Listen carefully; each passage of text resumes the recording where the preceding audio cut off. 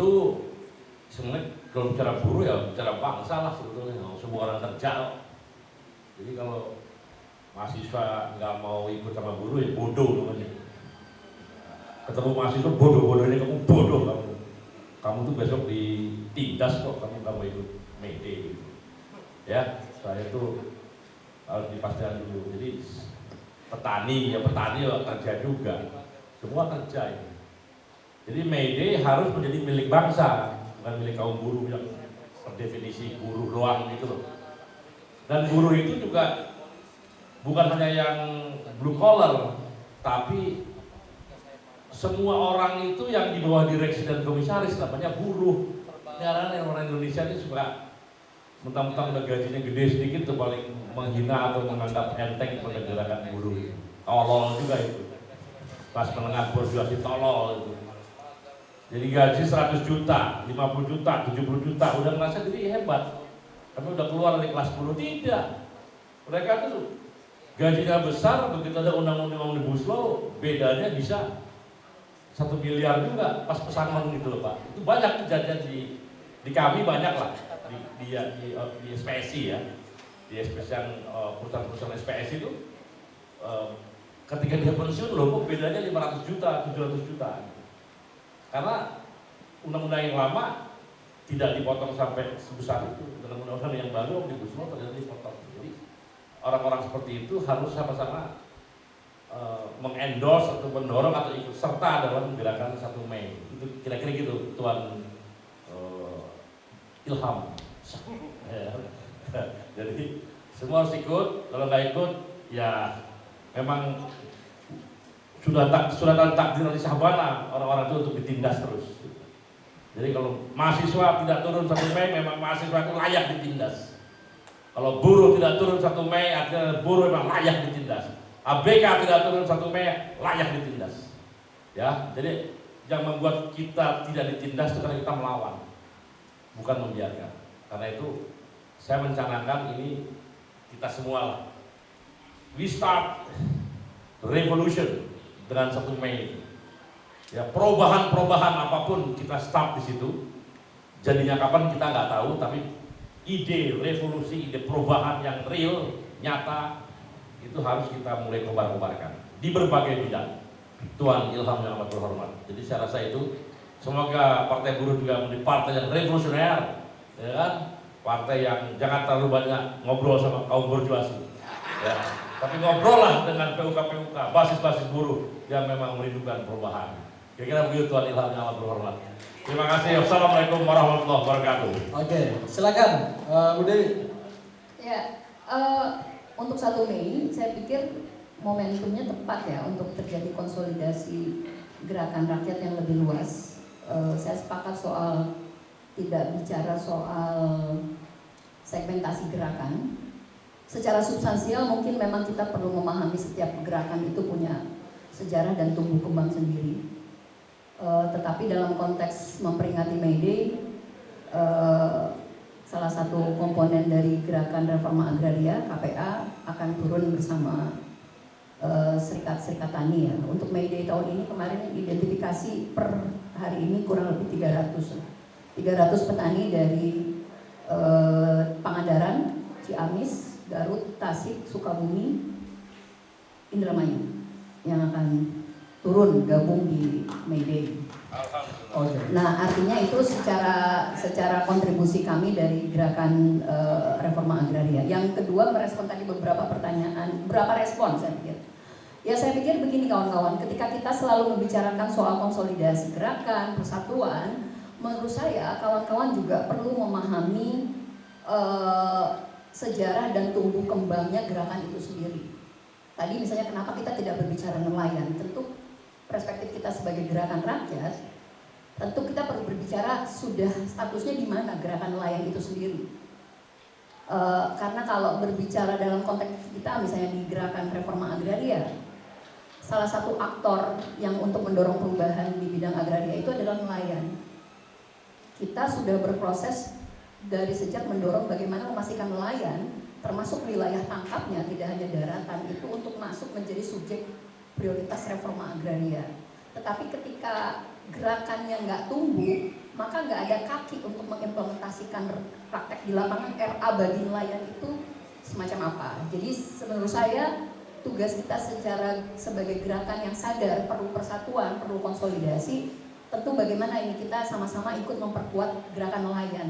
Gerakan nelayan juga beragam, teman-teman. Ketika kita bicara gerakan nelayan tradisional, masyarakat adat yang melaut, kemudian petambak garam atau ABK, itu kan beragam ya, dia punya identitas gerakan sendiri, tumbuh kembangnya, sehingga kalau kita mau bicara persatuan, kita perlu saling memahami. Nah, di sisi lain ya kalau tadi banyak bicara soal kelas pekerja, ini juga sama. Sebenarnya bagaimana memahamkan gerakan masyarakat sipil secara luas tentang kelas pekerja dan gerakan rakyat lainnya. Saya pikir kalau bicara petani, dalam konteks petani merdeka yang memimpikan, mencita-citakan punya tanah, maka istilah kelas pekerja itu nggak masuk. Nah, sehingga jangan sampai gerakan rakyat itu sendiri melakukan diskriminasi terhadap gerakan rakyat yang juga beragam. Saya sepakat tidak lagi ego sektoral, tetapi segmentasi substansial itu juga harus dipahami, kawan-kawan. Buruh tani dengan petani pemilik tanah itu tentu berbeda. Dia mungkin kalau buruh tani itu masih ada relasi pemilik tanah, majikan pemilik tanah dengan buruh yang menggarap tanah orang lain. Tetapi ketika berbicara kelas petani yang memperjuangkan hak atas secara penuh, maka konteks kelas pekerja nggak masuk di dalam itu. Nah, ajakan saya adalah mari kita saling memahami, karena syarat dari tadi konsolidasi gerakan rakyat yang meluas, kalau kita mau memulai tadi revolusi, startingnya dari sekarang, mari kita saling memahami gerakan rakyat itu sendiri. Sehingga apa yang kita cita-citakan, melawan kapitalisme, melawan neoliberalisme, dan lain sebagainya itu, menurut saya itu tidak menjadi utopis lagi, tapi betul-betul kita mengakar, melakukan satu, merajut, menjahit, pelan-pelan saja, nggak perlu berambisi juga, karena kalau ditarik terlalu keras, kadang-kadang kita bubar jalan, konsolidasinya banyak, obrolannya banyak, dan seterusnya. Jadi ajakan saya, startingnya May Day kita bisa menjadi batu uji. Kemarin ajakan digebrak, termasuk usulan kami adalah, ayo kita May Day kali ini nggak boleh misal-misal lagi deh. Kita bisa bersepakat di level mana, di mana gerakan May Day itu bisa meluas, tidak ada lagi aliansi-aliansi yang terpecah gitu. Nah, pasca May Day-nya menurut saya kita perlu bicarakan secara substansial, proses-prosesnya semacam apa. Terima kasih teman-teman semua. Oke, terima kasih plus untuk Bu Dewi. Jadi ada aksi bersama dan mungkin nanti konsolidasi pasca May Day itu jadi penting. Silakan, Bung Sunar.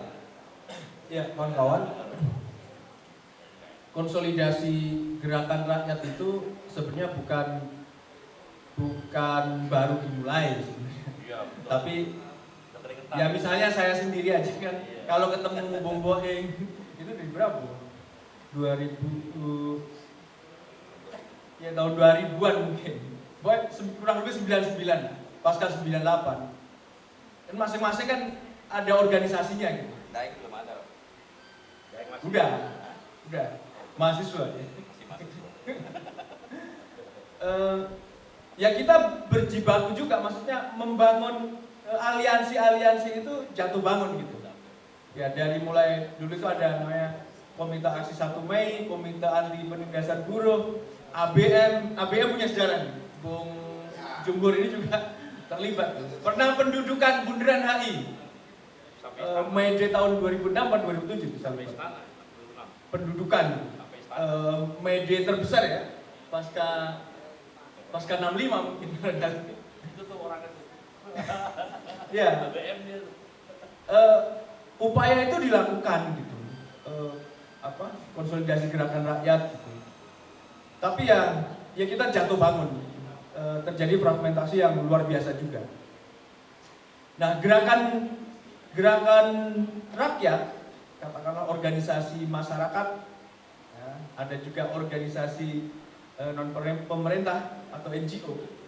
Nah, NGO sendiri kan nanti juga punya peran penting juga, tapi juga ada peran yang mungkin melemahkan juga. Dan ini perlu juga direfleksikan. Karena banyak kawan-kawan NGO itu yang banyak bekerja untuk programnya di lembaganya itu. Tapi lupa untuk bagaimana mengorganisir gerakan rakyat ya, menjadi atau menuju ke kesadaran politik. Ya. Karena kan kalau banyak latar belakang kawan-kawan di NGO itu adalah kawan-kawan aktivis gerakan rakyat. Nah ini yang barangkali nanti juga kita terus-menerus nih, kita suarakan juga, ya, ada pengingat kepada kawan-kawan di NGO dimanapun. Ya. Dan untuk organisasi-organisasi gerakan rakyat, baik serikat buruh dan organisasi-organisasi yang lain, ya mungkin dalam beberapa tahun itu kalau saya pikir juga semua juga berupaya untuk bagaimana menyatukan menjadi sebuah perlawanan bersama, perjuangan bersama gitu. Tapi ya nggak tahu apakah soal kedewasaan, apakah soal situasi internal, eksternal dan lain sebagainya. Tapi memang nyatanya sampai sekarang ini kita belum bisa menjadi konsolidasi yang kuat gitu. Menjadi konsolidasi yang kuat dan kita berhasil memenangkan perjuangan.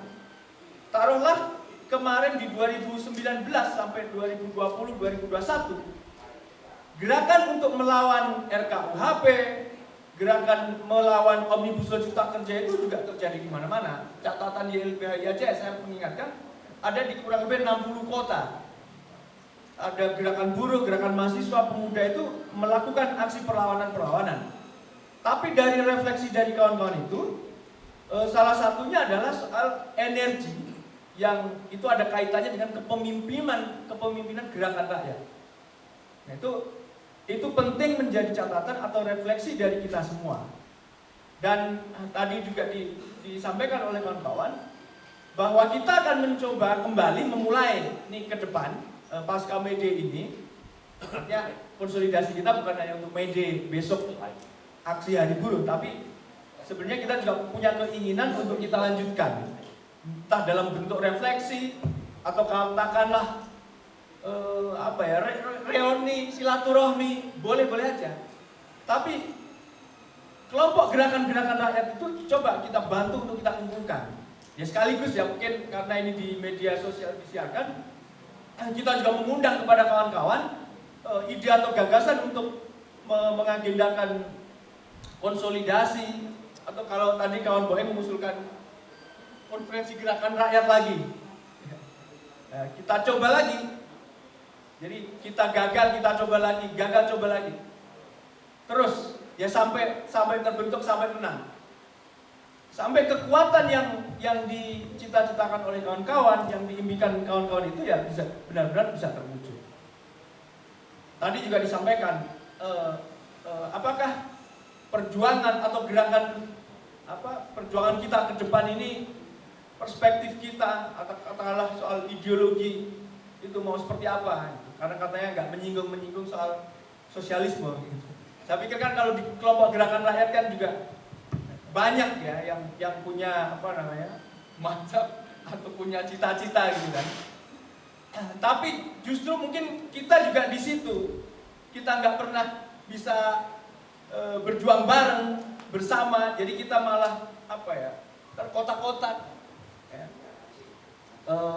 sektarian gitu. Nah, barangkali yang soal-soal itu kita bisa kesampingkan. Tapi tujuan besar bagaimana membangun gerakan rakyat ya, untuk memenangkan perjuangan-perjuangan dari kebijakan-kebijakan yang buruk tadi itu justru yang harus dinomorsatukan. Hal-hal lain ya, saya pikir kita bisa mendiskusikan lebih lanjut ya di dalam forum-forum besar tadi. Selanjutnya tadi saya agak tergelitik juga soal kasus Budui.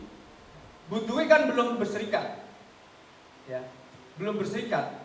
Tapi dia melakukan katakanlah pengaduan itu, ya, kemudian dikriminalisasi.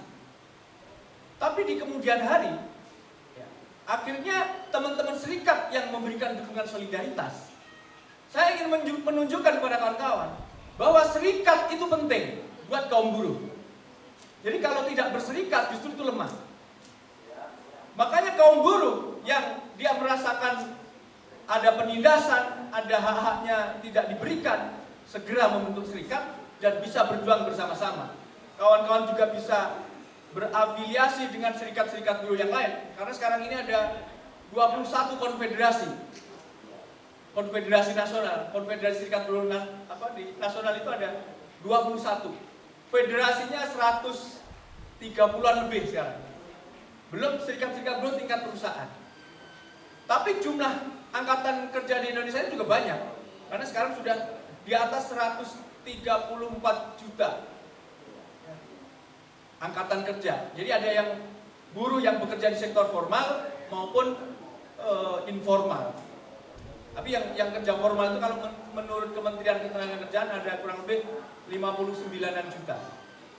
Itu pun yang berserikat datanya memang beda. Kalau Kemnaker itu menyampaikan jumlah yang berserikat itu masih di bawah 55 juta. Masih di bawah 5 juta.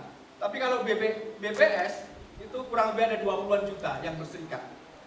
Itu memang beda beda data gitu. Tapi kami yakin, kami juga optimis ya, kawan-kawan yang belum berserikat karena dengan tadi kebijakan dari pemerintah, sistem yang makin buruk tadi, harusnya itu juga menjadi pemicu membangun kesadaran dari kaum buruh untuk segera berserikat. Dan kawan-kawan di kelompok lain, di gerakan rakyat yang lain, selain buruh, ya ada tadi disebutkan ada kaum tani, ada nelayan, miskin kota, dan lain sebagainya. Saya pikir forum-forum diskusi ke depan ini kita sangat terbuka luas. Karena memang kita di gerakan buruh bersama rakyat atau gebrak itu juga membuka ruang seluas-luasnya untuk melakukan konsolidasi. Kira-kira begitu, Bu. Oke, terima kasih Bung Sunar. Dan mungkin langsung ke Mede. Untuk aksi Mede, gerakan buruh bersama rakyat, kita bersepakat kita akan melakukan aksi turun ke jalan. Dan kita menyerukan kepada aliansi-aliansi di daerah juga agar semua aksi turun ke jalan. Jangan terilusi atau terjebak dengan rayuan dari pemerintah dan aparat untuk aksi 1 Mei dengan acara lomba-lomba atau acara hura-hura atau media fiesta. Jadi semua harus turun ke jalan karena banyak kebijakan yang merugikan kaum buruh. Untuk gebrak akan aksi di titik kumpul di Dukuh Atas, Jalan Sudirman. Kita akan rute Bundaran HI dan saya nggak tahu nanti di Istana Negara apakah memungkinkan atau tidak. Maksudnya dihadang atau tidak. Jadi tanggal 1 Mei kita akan bersama-sama dan kita bersepakat dengan kawan-kawan ASB juga kemarin, Aliansi Aksi Juta Buruh, kita akan aksi bersama, akan turun bareng, kira-kira begitu. Terima kasih. Oke, terima kasih. Silakan Bung Boy. Apa ya? Ya, saya kawan yang tadi bertanya tadi sudah pergi. Jadi orang yang seperti itu meninggal. Oh, di belakang. Kalau bisa suruh masuk dia. Jadi Daeng, kalau Daeng berpropaganda kita harus aksi. Mungkin kalau seandainya tahun 2000 berpropaganda kayak gitu masuk gitu. Kalau di sini semua orang yang sudah meyakini bahwa aksi massa adalah bagian dari perjuangan kolektif untuk membangun kesadaran secara kolektif, perjuangan secara kolektif bagi gerakan rakyat. Dulu memang ada serikat buruh yang tidak menerima aksi massa, tapi faktanya hari ini dulu serikat buruh yang paling kuning sekalipun SPSI dulu yang kita anggap paling kuning, nah sekarang sudah menjadikan aksi massa sebagai metode perjuangan. Ya, nah jadi agitasinya bukan aksi-aksi lagi. Nah, problem yang kita hadapi di dalam gerakan kita ini yang ditanyakan oleh kawan itu adalah memang problem yang paling mendasar adalah problem ideologi. Tapi problem ideologi ini kan pasti ada sebabnya. Kita perlu tahu sejarah bahwa deideologisasi, depolitisasi yang dipakai, yang dijalankan selama Orde Baru memang membuat seluruh kekuatan rakyat yang ada itu diamputasi, saudara. Tidak hanya organisasinya, tapi orangnya pun. Kita bisa melihat bagaimana korban setelah 65 dalam kerangka depolitisasi, deideologisasi. Azas tunggal menjadi satu ketentuan, kapitalisme mendominasi, itu yang dibilang tadi. Kalau kita berbicara tentang ideologi, kapitalisme yang bisa menandingi, yang bertolak belakang dengan kapitalisme ya komunisme. Kalau seandainya kita berbicara ideologi, kontradiksi antara pengusaha dengan buruh itu adalah implementasinya. Bentuk ideologinya apa? Komunisme. Tapi kan suatu hal yang tidak mungkin di Indonesia lo akan menjadi partai ideologinya sosialis, ideologi komunis. Karena faktanya pada hari ini demokrasi yang kita perjuangkan di era Orde Baru tidak tuntas. Reformasi hanya memberikan sedikit ruang bagi kita untuk berorganisasi membangun kekuatan. Sehingga kalau seandainya kita berbicara di dalam konteks ideologi, itulah problem gerakan kita pada hari ini. Orang nggak punya atau tidak boleh berpikir di luar sistem kapitalisme. Lo kalau berpikir di luar sistem kapitalisme, lo bisa kalau dulu parah banget kan, digeruduklah kita sedang diskusi, dibubarkanlah kita aksi. Tuduhannya semua apa? Tuduhan yang paling menakutkan, momok yang paling menakutkan oleh Orde Baru adalah komunisme. Dan diidentikanlah gerakan buruh sebagai gerakan komunis. Nah tentu dengan ruang-ruang demokrasi yang ada pada hari ini, prinsip-prinsip dasar dari apa yang menjadi kontradiksi dasar dari kapitalisme yang ideologinya adalah akumulasi, lawannya apa? Ya distribusi. Partai buruh memang ya komposisi partai buruh sendiri itu tuh pelangi, Bung. Gue boleh saja gue berpikiran seperti itu, seperti sekarang, tapi anggota partai buruh yang lain belum tentu berpikiran seperti gue. Mungkin sama dengan Daeng, mungkin sama dengan siapa gitu.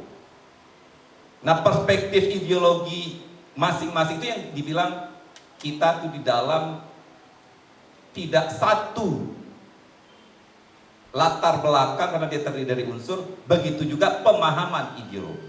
Nah itulah yang salah satu yang membuat kenapa partai buruh saya bilang tadi kalah telak di dalam konteks kontestasi, karena cerminan ideologi dari kelas pekerja Indonesia adalah kelas atau kelompok masyarakat yang mengambang. Ibarat busa di tengah laut aja cuy. Siapa yang ngasih duit nanti, wah itu orang baik. Siapa yang itu dianggap orang baik, gak peduli mereka track record. Itu fakta dan realita akibat deideologisasi, depolitisasi semenjak Orde Baru. Tapi tentu kita nggak akan tinggal diam mengamini itu. Itulah problem demokrasi di kita ini, demokrasi semu yang saya bilang. Lo berpikir aja alternatifnya tidak boleh. Ini nggak boleh, syariat Islam nggak boleh, sosialis nggak boleh. Terus maunya apa? Ya kapitalis aja lo terus. Itu nanti diseleksi di dalam aturan sistem demokrasi undang-undang pemilu itu tadi. Jadi kalau orang berbicara demokrasi, faktanya nggak ada demokrasi. Demokrasi yang paling dasar itu dulu merdeka dalam hal berpikir, adil dari dalam pikiran. Itu kan orang tua. Ini karena orang berpikir saja dilarang. Nah, kalau seandainya kita berbicara tentang ideologi kelas pekerja, ideologinya pasti distribusi. Makanya Partai Buruh mengambil titik kompromi negara kesejahteraan dengan prinsip kesetaraan kesempatan, redistribusi kekayaan. Itu menjadi prinsip di dalam. Ya kita, oh ini nggak sempurna. Banyaklah kita berdebat atau kritikan dari kawan-kawan, wah revolusi permanen atau revolusi 2 tahap, oh kolaborasi kelas, oh apa segala macam. Tapi fakta situasi politik di Indonesia pada hari ini bukan fakta realita politik yang ideal. Bentuk konkret dari sisa-sisa kekuatan Orde Baru itu masih nyata, bahkan masih disistemkan di dalam undang-undang. Nah, tugas besarnya kita menjadi PR besar bagi kita ideologisasi di masing-masing organisasi kita menjadi hal yang paling mendasar untuk kita bisa melangkah dalam konteks gerakan yang lebih progresif ke depan. Tanpa ideologi yang jelas, saya sepakat. Kalau saya ditanya apa itu? Ya sosialis. Saya sosialis. Ideologi saya redistribusi. Ideologi saya bukan akumulasi. Jelas ideologi saya. Tapi bagaimana menjelaskan itu kepada kawan-kawan buruh yang setiap hari ancaman PHK? Bagaimana menjelaskan tentang ideologi itu kepada kawan-kawan tani yang menjual harga gabahnya saja nanti kesulitan, pupuk saja dia kesulitan? Bagaimana kita menjelaskan kepada nelayan nanti harga solar tidak bisa dia jangkau sehingga dia tidak bisa melaut? Dalam perspektif ideologi bisa gerakan menjadi sangat penting untuk mulai merubah metode perjuangannya. Selain aksi massa, ya. Selain radikalisasi dalam bentuk mogok, ya. Tapi yang tidak boleh kita lupakan, yang wajib kita diskusikan terus-menerus untuk penyempurnaan pendidikan ideologi di dalam organisasi kita. Tanpa ideologi yang kuat, organisasi akan kecenderungan oportunis karena dipimpin oleh orang-orang yang oportunis. Jadi ideologisasi menjadi penting. Makanya kawan kita yang bertanya tadi itu, kalau dia ditanya saya secara pribadi, jangan tanya Partai Buruh. Partai Buruh mengambil titik negara kesejahteraan tapi masih dalam prinsip redistribusi dalam batasan-batasan yang bisa kita lakukan. Dan tugasnya tadi dibilang alat politik yang progresif, yes, kita sepakat. Siapa yang nggak sepakat? Progresif, revolusioner. Bung Jumhur juga mengatakan revolusioner. Ya, karena kita idealnya kita merubah secara problem mendasar ini gitu, bukan reformasi. Tapi politik itu tidak hitam putih. Politik itu harus menginjak bumi kita. Landasannya itu seperti apa? Tentu yang disebut dengan nanti kita akan berdiskusi tentang strategi dan taktik, bagaimana bersiasat, itulah politik. Jadi begitu saja, Dai. Nah, terima kasih. Oke, terima kasih. Kasih aplaus untuk Bang Boy. Silakan, Kakak Ajeng. Sampai sibuk menyimak gitu ya, apa yang dibicarakan oleh teman-teman pembicara sebelumnya gitu. Kalau untuk 1 Mei jawabannya tentu saja Aliansi Perempuan Indonesia udah kan gebrak. Gebrak aksi, Partai Buruh akan aksi, jangan khawatir hal ini. Partai Buruh pasti aksi. Partai Buruh pasti aksi. Yo. Tapi ke GBK? Enggak. Partai Buruh Revolusioner. Iya. Nyambung terkait aksi 1 Mei, Aliansi Perempuan Indonesia akan aksi di titiknya sih di Patung Kuda ya, karena hampir gak mungkin kita menerobos istana kecuali kalau masanya mungkin 70.000 orang gitu ya. Mungkin masih bisa kita menerobos istana, tapi karena polisinya sendiri sudah bersiap-siap bahwa banyak gerakan yang akan turun tanggal 1 Mei, jadi yang bisa kita jangkau saat ini memang di Patung Kuda. Bersama organisasi-organisasi yang tergabung di dalam Aliansi Perempuan Indonesia. Tapi setelah ini juga akan dibicarakan bagaimana penyatuannya kan ya, Bung Sunar, Mbak Dewi gitu kan, melalui pertemuan kita pada sore hari ini gitu kan, karena penyatuan artinya selain bicara teknis juga berbicara taktisnya bagaimana gitu. Jadi masih sangat mungkin untuk kita ada di dalam satu barisan yang sama dalam aksi 1 Mei nanti gitu ya. Kalau terkait bagaimana tanggapan terhadap itu udah banyak tadi ya tanggapannya, jadi yang kayaknya aku gak banyak-banyak, tapi yang ingin aku highlight dalam diskusi kali ini adalah bagaimana kita menjawab tantangan pengorganisiran gitu. Kalau tadi kita menjawab tantangan pengorganisiran gerakan dengan konferensi, dengan penyatuan, dengan konsolidasi gitu ya, itu secara politik. Tapi bagaimana tadi Bung Boim membicarakan soal ideologi, tapi siapa yang mau kita ideologisasi? Kalau kita nggak punya anggotanya, kalau kita nggak punya orang-orang yang kita organisir gitu. Nah, pengideologisasian, kalau kita bilang itu bisa dijawab dengan pengorganisiran. Ada orang yang kita ideologisasi. Bagaimanapun teman-teman